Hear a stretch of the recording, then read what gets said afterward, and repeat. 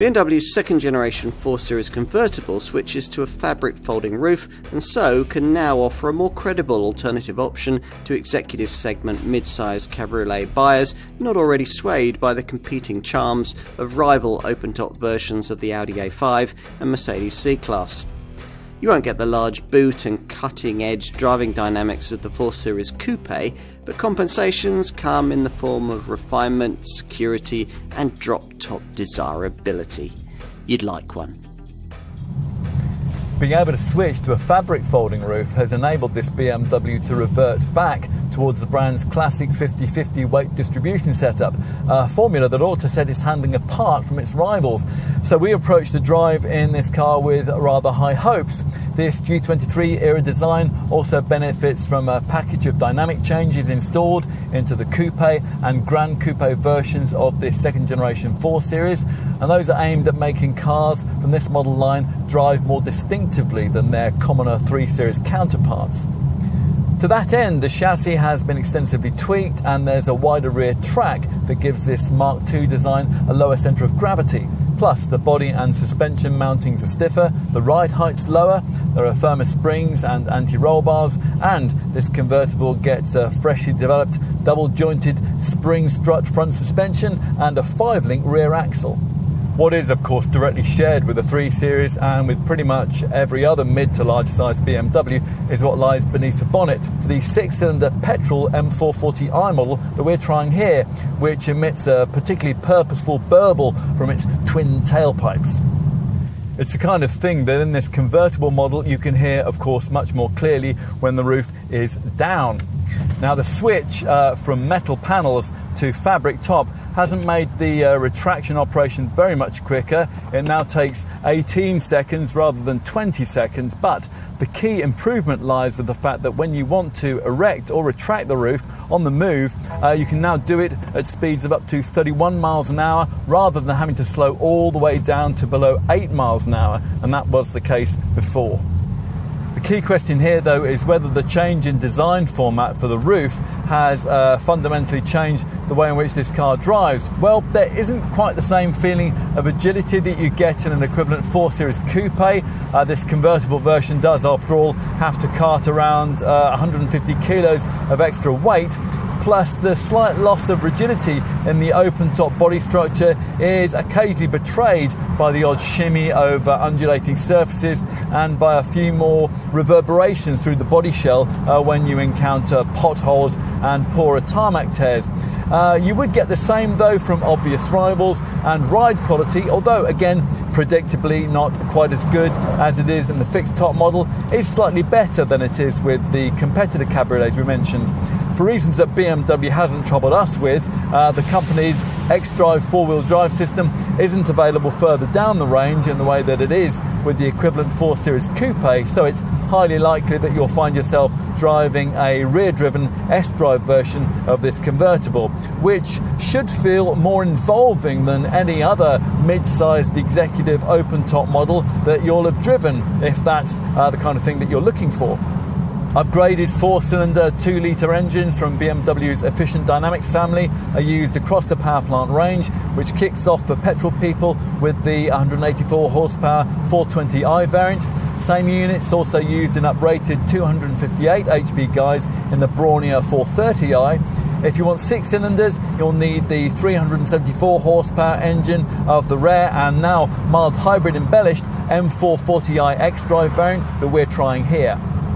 Plus, there's the full-fat M4 competition road burner, which for this generation of models gets xDrive, and it can now put out as much as 510 horsepower.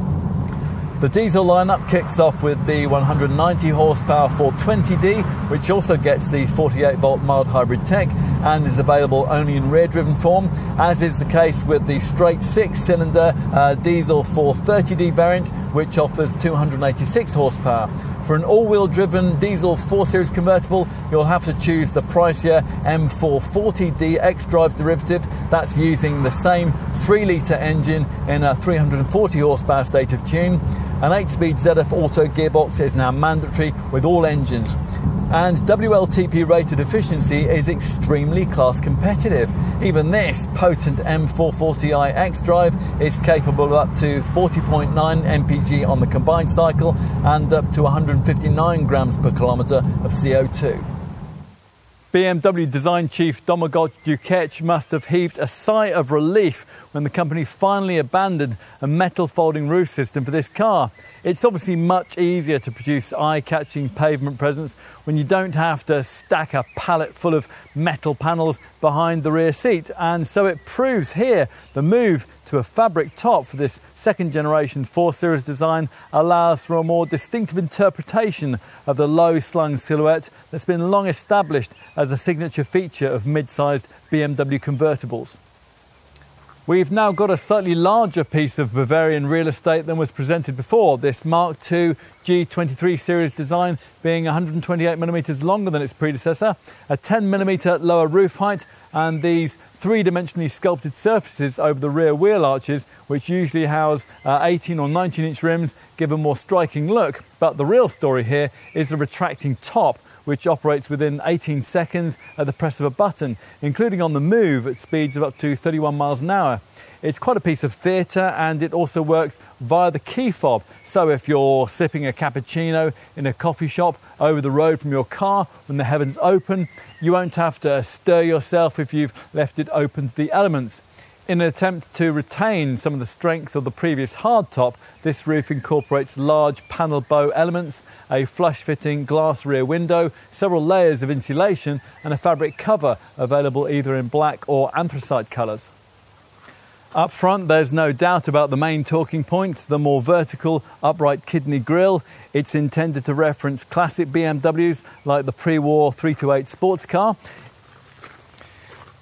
At the rear, the slim, darkened, full LED tail lamps aim to emphasise this G23 series design's 27mm increase in width and lower centre of gravity. Time to take a look inside, with cabin access possible via your smartphone if you've specified the digital key option and you have the right kind of handset. The doors, as it turns out, are absolutely huge. These 4 Series models feature the longest ones fitted to any BMW in current production. Once you take a seat up front, you'll find the cabin of this G23 generation convertible is a good deal more sophisticated than that of the previous generation model. Some things are familiar though. This motorised belt butler that hands you your belt buckle as you get in, and also the slightly lower driving stance, which aims to differentiate this interior from that of the current BMW 3 Series. It positions you via unique and completely resculpted leather-stitched sports seats with contoured side bolsters. These are heated and powered as standard, and as an option they can also feature so-called warm air collars, which can lightly massage your neck with warm air when you're driving roof down on chilly days. Everything is now a little more canted towards the driver. The start button, that's been repositioned down here next to the restyled auto gear stick. And the steering wheel now befits the ambiance of the slightly larger, slightly more luxurious sports coupe this car has become.